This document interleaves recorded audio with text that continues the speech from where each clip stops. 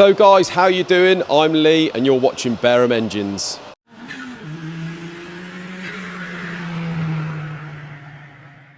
Remember, do like and subscribe guys. Doing really well with those subs lately. It really does help the channel. Thanks a lot. Today's video, we've got a bit of techie stuff. We've got some on the Cosworths. We've got some on the Jaguars. We've got an update on the Lamborghini dealership. But until then, go and have a little look, see what Paul's doing. See what he's up to today. Good morning, Paul. Caught me a bit off guard there, mate. Oh, really? I would have done my hair. No prepping, mate. Yeah, straight no prepping straight in there. Today. So someone's taken these studs out, or these conrod studs, what you want to call them, bolts for some reason. Right. Someone's just put them back in, but what do you mean someone's took them out? well, someone struck the engine. This is off the 3.5 Jag, Yeah. which we got in, which is already stripped. We didn't strip it ourselves. Okay. So someone's obviously taken all the conrods and pistons out, and then taken the housings, the bottom housings off, and then taken some of these bolts out. Right. Okay. So we're having to. So these bolts here, if you can see, they've got a flat on either side, and it's important that you. Yeah. It's to stop them spinning really when you're torquing them up, but it's just important that you get the flats lined up before you start tapping them down there so it don't dig into the rod. But I've had to blast them so you can just see the numbers. You can see a little number stamped in there. If you didn't have them stamped, we wouldn't know what rod caps go and what rods. I see, yeah. So all that mixed up, so. Yeah, well, we'll get them torqued up and check all the housings anyway, I suppose, won't we? Yeah, definitely we'll do that, and we'll do the 4.2 ones when we're there as well, if they're the same size. Well, we'll do them all together. Yeah. Hopefully they'll be the same size, so wanted to do more than 2 measurements. So under here we've got the Cosworth bottom end. This is the one I did when you were off throwing a sickie. Is that right? I was off with COVID actually. Yeah, all right, mate. And I was very ill. I know, yeah. I came back within 6 days. So okay, well done. Dedication. Yeah, spread it around nicely. And now well, you didn't get it, rough. so stop moaning. So this is the engine that I've got all the bits for. It's one of those annoying ones, but I've got to try and source bits like the front cover, seal cover here, and the seal cover for the auxiliary shaft, which are a bit of a nightmare to get. So I can't put the cam belt on, obviously once it's built, before I get those. So yeah, I hate these sort of jobs. It's much easier when they come in as a complete engine. Well, it is really, because you know what you've got and you know that everything's there to build it back up. So it's only really with these sort of jobs where you get a box full of bits that they have got, you find out that most of the bits are not there. Like the cylinder head, for instance. You painted the head yesterday, Paul? Yeah, painted the head. We've got the stem seals in. I've just stuck the valves in, but we need the spring seats or spring washers. Yeah, so the chap sent us a box saying that he got all the bits. Found out he got most of the old valves, which we're not going to use anyway. We've got new valves. He sent in the springs and the spring tops, which is fine, and he sent in 8 spring bases, but they're not the correct ones. So we're missing all the spring bases, and he's also only sent 16 of the wrong collets, so we need all the collets as well, which is a bit irritating. I think they're the right collets actually, are they right? So I think those collets are for that. Oh right, yeah, so we can't use them. For that head that's been welded. That's annoying. So yeah, pretty irritating, but we've managed to get the new bits from down the road.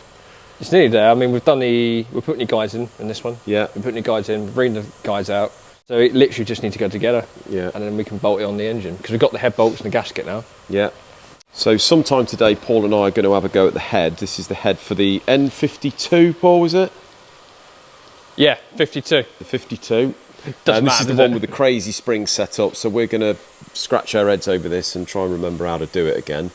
And this is the one that when we did the last one of these heads and they put it on the vehicle, we told you they had a bit of a to-do, and apparently these bolts down here, is it they say don't oil them? I think it's these actual housing, because this exhaust cam sits in a housing. Yeah. And the housing bolts down to obviously the head, and then you've got a cap that goes on top of it. Right. Okay. It's like a tray, but it sits in the tray. So I think they're the ones you're not meant to lube up. Well, these are the ones last time that I did. Obviously, I had all this shaft out last time, and these were the ones that I did put a bit of oil on. Yeah. And they did come loose. So fortunately, because you've got like a cradle that sits over the top here.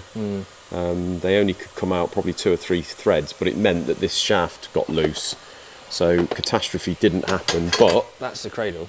I brake cleaned all the bolts, torqued them all back up, and we haven't had any trouble, fingers crossed, since. So I think that's the one. So it just sits in like that, basically. That's it, yeah. Yeah, just the... it's a bit different than a conventional cylinder head. When you sort of open it up, you think, oh, Jesus, what's going on here? Yeah, I know, it's all a bit of a... Once you do one or two, they're not too bad, really. We're going to attempt that later on. Yeah, no, we'll be fine. We'll be fine, mate. We'll be fine, and then we can hopefully get this head on. Yeah, we need to, really, don't we?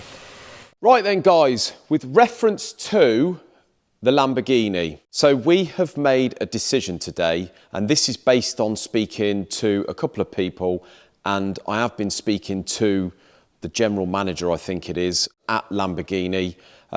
We have made an executive decision to go to an independent specialist with the Lamborghini. Now, some of you purists may say, oh, I don't know whether I'd do that, keep the service up with Lamborghini, but reading the comments on the last video, I very much doubt that's what you're going to say. Just start from the beginning today. Obviously, you know by the last video exactly what's been going on.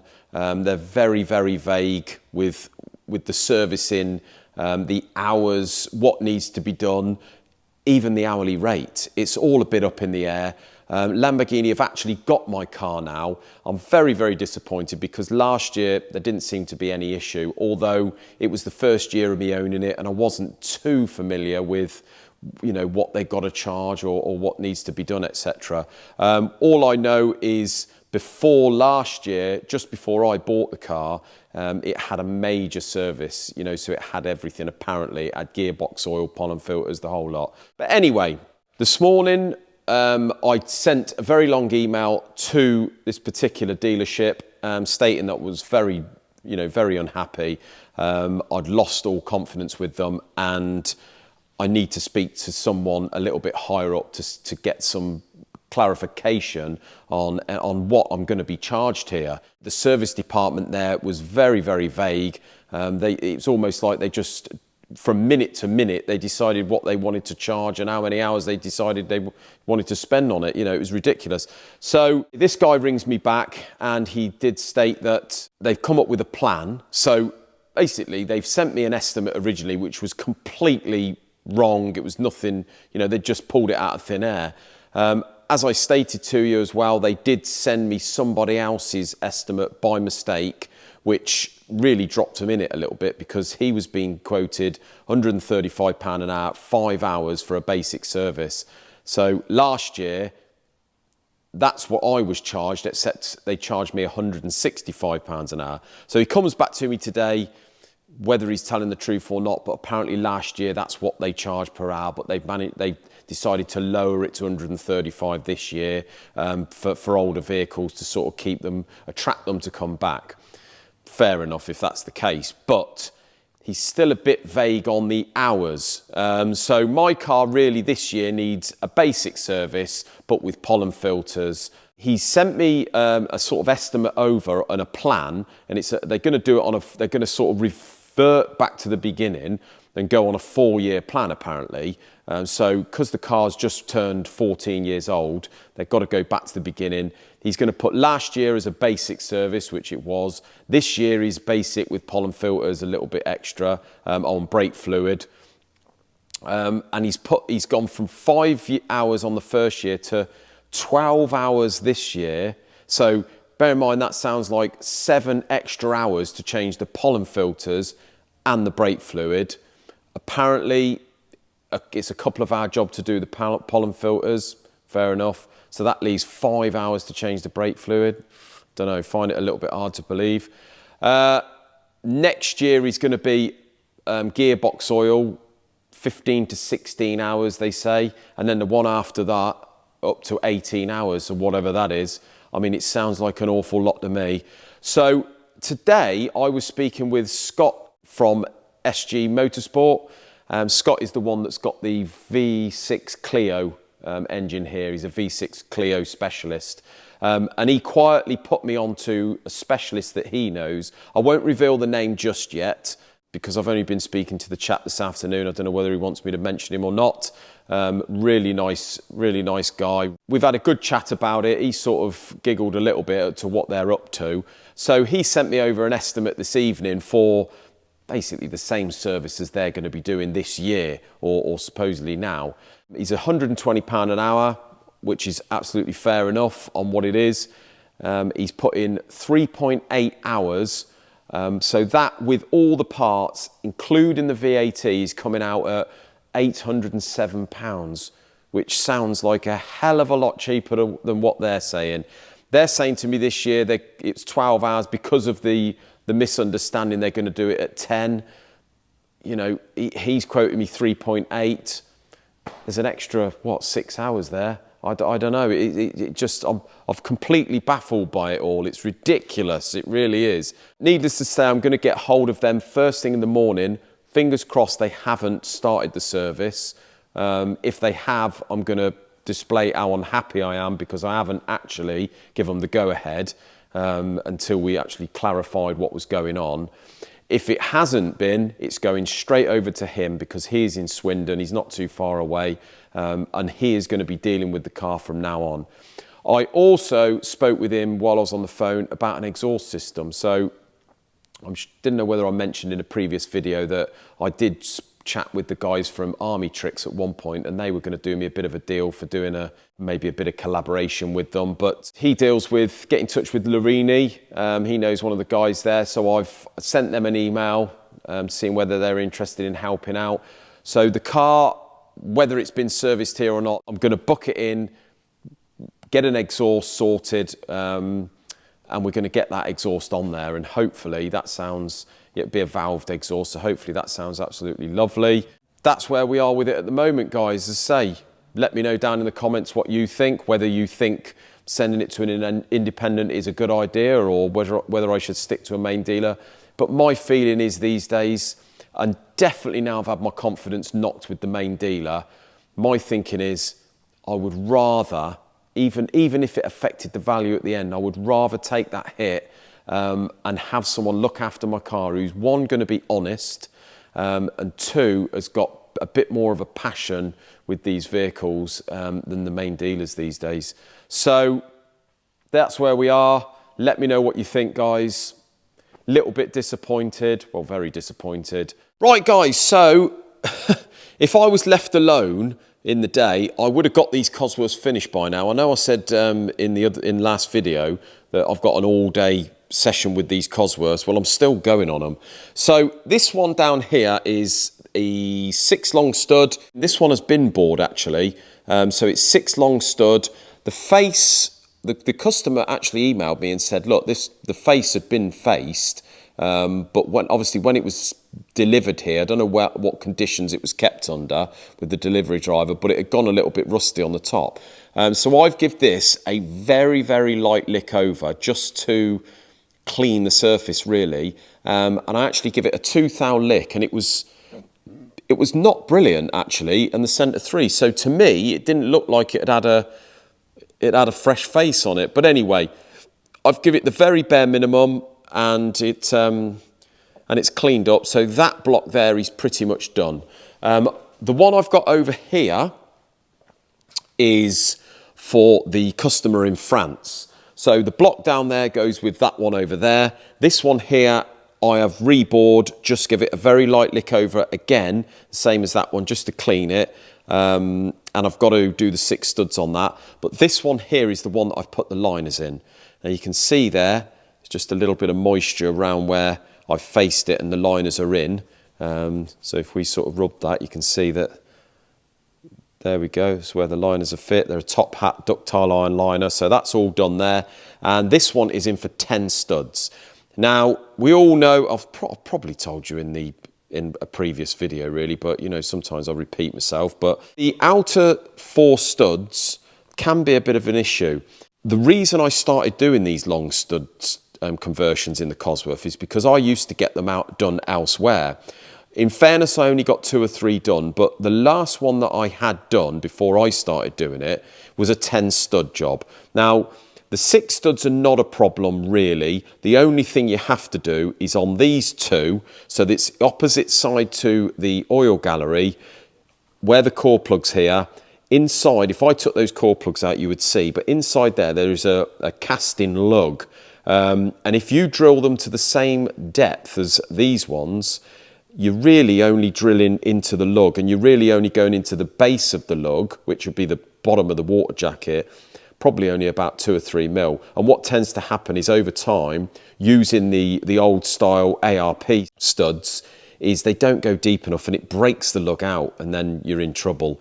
So what we do with the studs that we use, so these are a straight stud, they've got no built-in O-ring groove in the top there, they're just a straight stud, and we use a solid sort of rubber O-ring that goes where you want. So the advantages with these, we can go another 5 mil deeper on that one, and when you do the 10 studs, you can do it on that one and that one too, because they got lugs. You can actually see the lug in here if I show you. It's not very good light, but in there is a lug, you see, and that's what we've got in here and here. So anyway, 6 long studs, that's the only trick you've got to realise with those that you have to do. But the ones on the outer side, when I had a block done last, when I put the studs in, they were on the piss. So I rang the company up and they said, oh no, that's just what they go like sometimes. You have to sort of bend them in. And I thought, bend them in? You're having a laugh, aren't you? That's you can't bend them in. They've got to be straight. Otherwise, you're not, when you torque them up, you're pulling them over to one side. Anyway, wasn't happy. I thought, I'm going to look into this and why that's happening, and I'm going to buy the tool in. So that's what I did. And the problem you've got on the outers is because it runs very, very, very close. When you drill through that bolt hole, because it runs close to the inside of the block, if you run down directly just with a drill, the same as what you do on the centre 6, the drill can run along the casting, and the casting pushes the drill out, and then you end up drilling and tapping it on the piss, basically. So this is the solution. It's an end mill. It's the same diameter end mill as the through drill that we use, okay, the clearance drill. And so what I do is I break through the threads and just through the bottom with the drill, and then from there I use the end mill and very slowly put the end mill down on all 4 until it touches the base of the block. Then I go back to the clearance drill and I go to my normal depth on the clearance drill. So we know then that clearance drill is clearing the side because the end mills took the side out, and then we get a perfectly upright stud. And that's the problem. That's what you need to do. That process there, they were obviously cutting that out to cut time. It's a bit of a ball ache because you have to keep changing tools, but it's got to be right. You know, these are a very valuable block now. This one in particular, because I've done a lot of work to it with the liners, etc. So that is the most important process of doing the outer 4. So that's where I am at the minute, guys. I've done the first one, as you can see.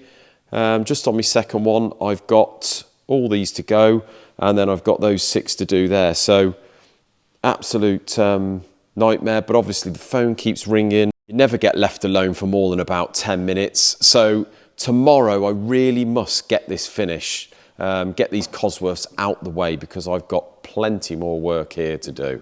Right, just quickly, guys, you can see I've got the end mill. I'll just get the light right. I've got the end mill that's going down the side.